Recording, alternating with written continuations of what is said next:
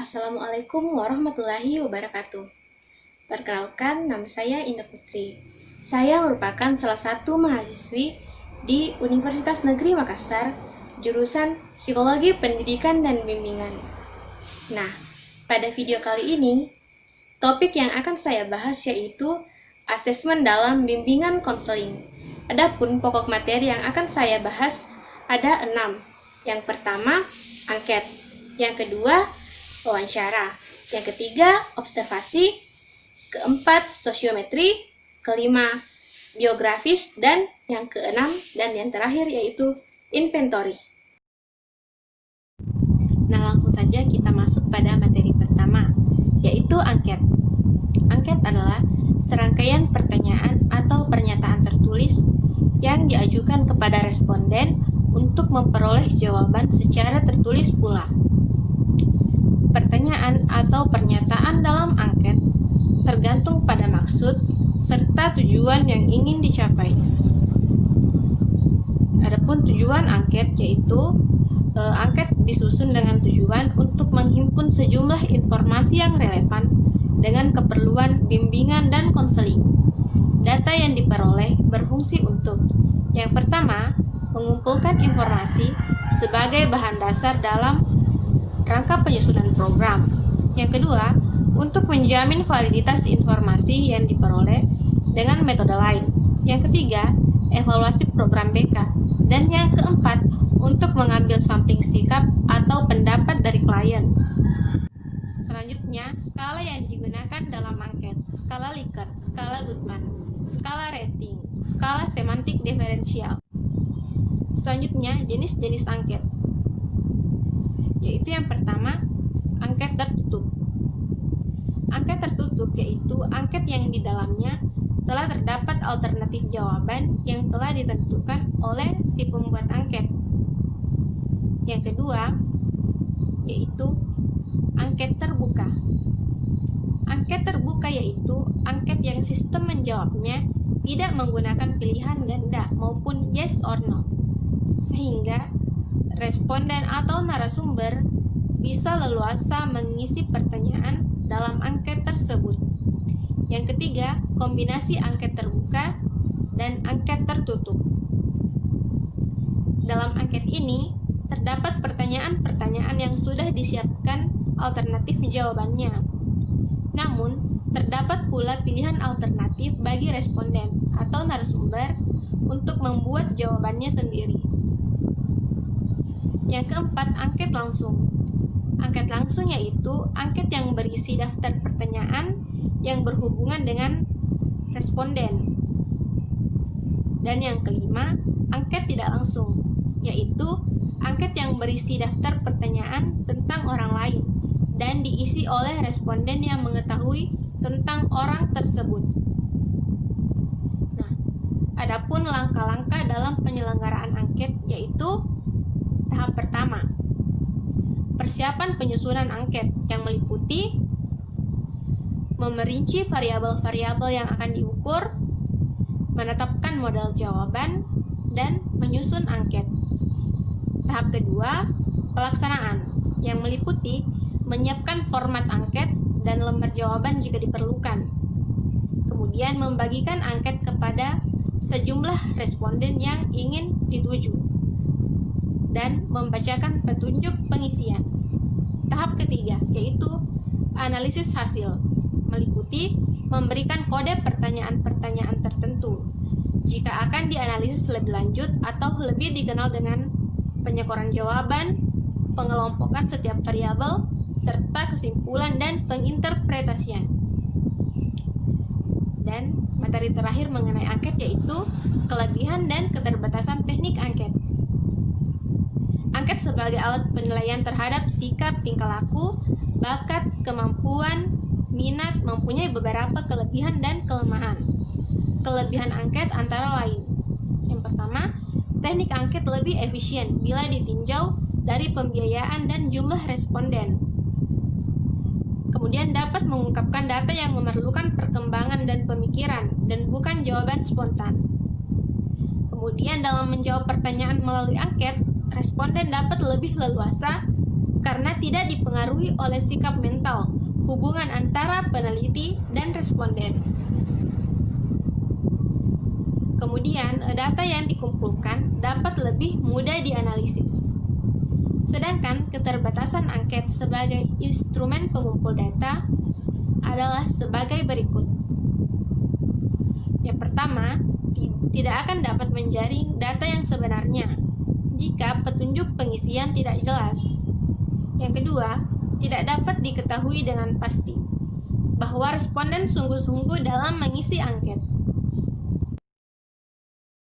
Selanjutnya, kita akan membahas materi kedua, yaitu wawancara. Wawancara merupakan suatu percakapan dengan tujuan-tujuan tertentu. Pada metode ini, peneliti dan responden berhadapan langsung atau face-to-face untuk memperoleh informasi secara lisan dengan tujuan mendapatkan data yang dapat menjelaskan permasalahan penelitian. Selanjutnya, tujuan wawancara. Secara khusus, wawancara bertujuan untuk yang pertama, menggali dan memperoleh informasi atau data. Yang kedua, melengkapi informasi atau data yang telah diperoleh. Dan yang ketiga, untuk mendapatkan konfirmasi dengan menguji hasil pengumpulan data yang lainnya. Selanjutnya, ragam wawancara. Yang pertama, wawancara terstruktur. Diartikan sebagai suatu wawancara yang memperhatikan unsur 5W tambah 1H. Tanpa berkembang menjadi pokok-pokok pertanyaan yang lain. Proses ini memakan waktu yang relatif singkat, lantaran dibahas sesuai dengan topik penelitian yang dibuat. Yang kedua, wawancara semi terstruktur. Wawancara ini terdiri dari pertanyaan yang dapat direspon secara bebas, kemudian diikuti dengan pertanyaan lanjutan dan berdasarkan rencana pertanyaan atau jawaban yang muncul dan dari tanggapan peserta. Selanjutnya, wawancara tidak terstruktur, yaitu wawancara yang dilakukan tidak berdasarkan pokok-pokok pertanyaan dan langsung diberikan secara spontan. Biasanya, wawancara tidak terstruktur merupakan pertanyaan dari panduan wawancara yang dikembangkan secara relatif. Pada proses penelitian wawancara ini, relatif memakan waktu yang lama. Dan yang terakhir, wawancara kelompok. Wawancara kelompok terdiri dari serangkaian pertanyaan, biasanya 10-20 pertanyaan, yang dimaksudkan untuk memfasilitasi diskusi dan memantik pendapat di antara sekelompok kecil orang. Adapun persiapan dalam melakukan wawancara yang pertama, memilih pertanyaan wawancara, menentukan lama wawancara dan jumlah responden. Yang ketiga, memilih responden.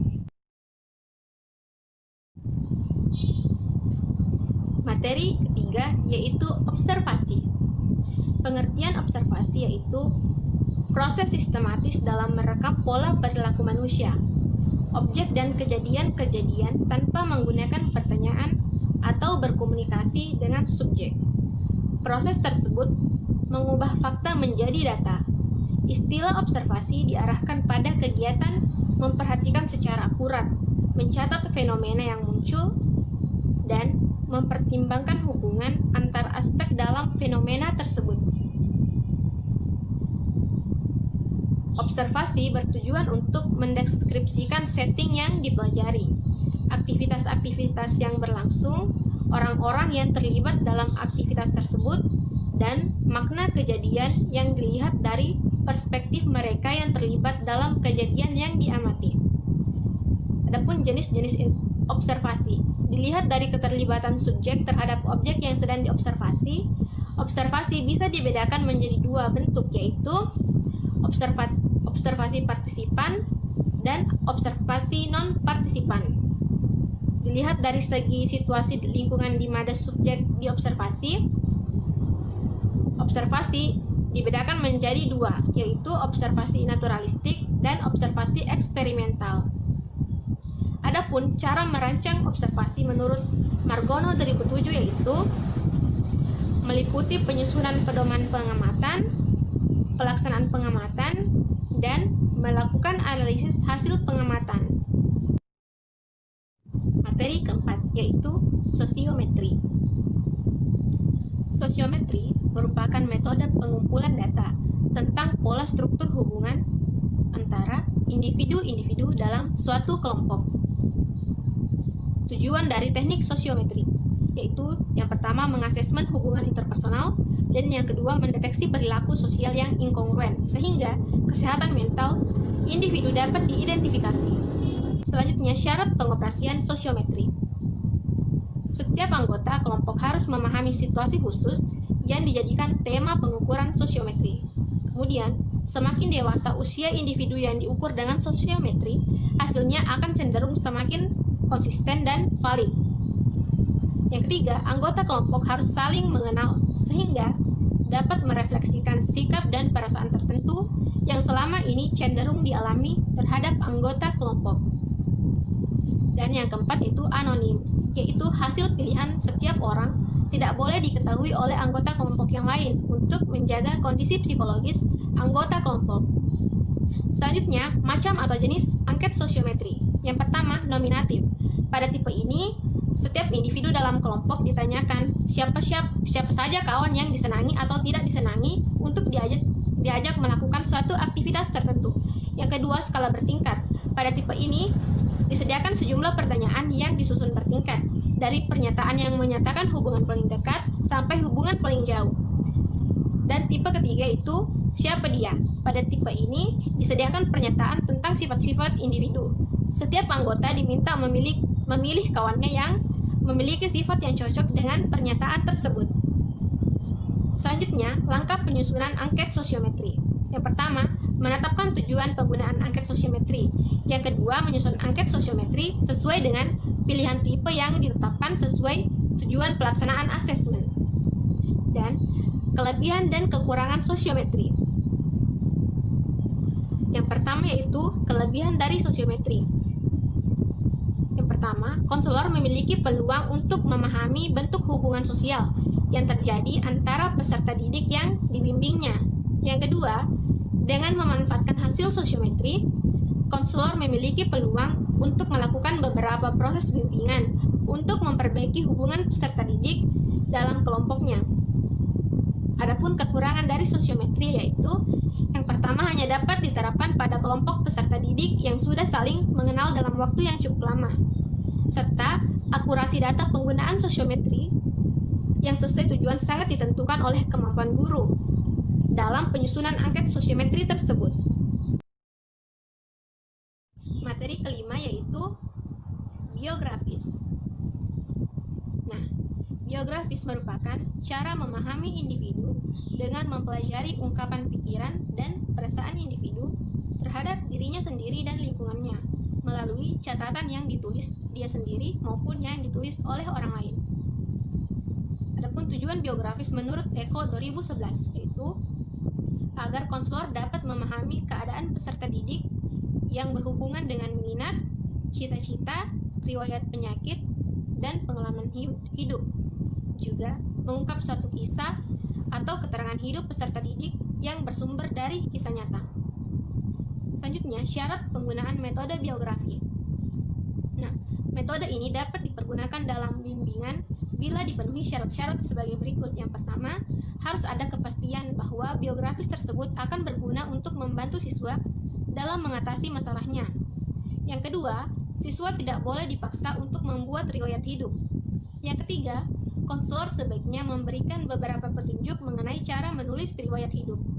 Yang keempat, dalam mengadakan interpretasi mengenai karangan, konselor harus mengingat batas-batas atau kelemahan dari suatu riwayat hidup.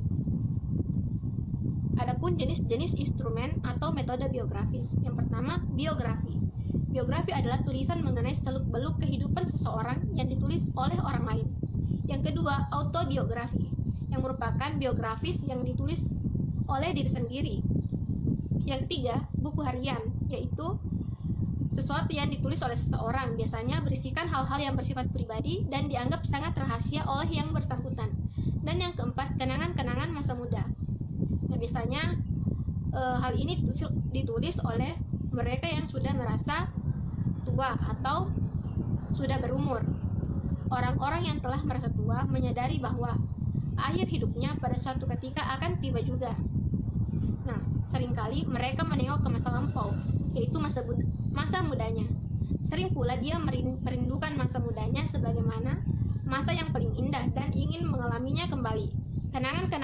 sedemikian itu dapat menjadi sumber untuk memahami individu. Materi yang keenam yaitu inventory, dan sekaligus materi terakhir pada video kali ini. Nah, inventory merupakan bagian dari beberapa instrumen pengumpulan data tentang diri siswa. Inventory bagian dari teknik non-testing yang dimaksudkan untuk memperoleh gambaran terutama mengenai karakteristik, sikap, atau kepribadian. Jenis-jenis tes inventory. Yang pertama, personality inventories, yaitu inventories yang dipersiapkan untuk mengungkapkan aspek-aspek kepribadian seseorang. Yang kedua, interest inventory, ialah inventories yang dipersiapkan untuk mengungkapkan aspek-aspek minat seseorang. Yang ketiga, attitude inventories, yaitu inventory ini sengaja disusun untuk mengukur sikap seseorang terhadap orang lain atau objek-objek kebudayaan hasil ciptaan orang lain. Inventory yang biasa digunakan dalam pelayanan BK adalah inventory tugas perkembangan atau ITP. Dengan alat ITP, guru bimbingan dan konseling atau konselor dapat memahami tingkat perkembangan individu maupun kelompok, mengidentifikasi masalah yang menghambat perkembangan, dan membantu peserta didik yang bermasalah dalam menyelesaikan tugas perkembangannya.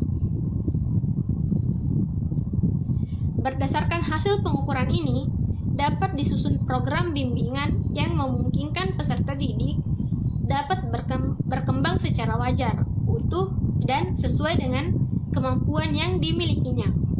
Selanjutnya, tahap pengadministrasian ITP oleh konselor atau guru BK.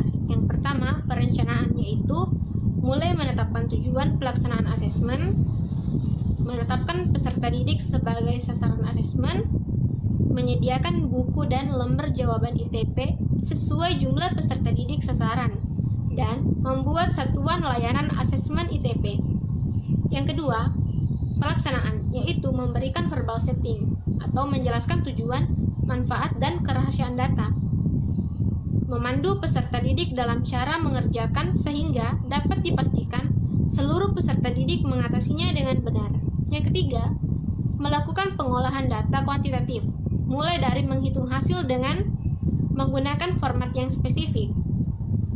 Nah, berdasarkan skor yang diperoleh, guru BK dapat menetapkan tingkat pencapaian tugas perkembangan, membuat grafik 11 aspek perkembangan, serta deskripsi 11 analisis kualitatif pencapaian, tahap perkembangan, dan aspek perkembangan dengan merujuk pada pedoman yang ada. Dan yang terakhir itu tindak lanjut. Melakukan tindak lanjut dari hasil asesmen dengan membuat program layanan bimbingan dan konseling yang sesuai dengan kebutuhan dan kondisi peserta didik. Nah, itulah tadi beberapa materi mengenai asesmen dalam bimbingan konseling yang sempat saya sampaikan dalam video kali ini. Assalamualaikum warahmatullahi wabarakatuh.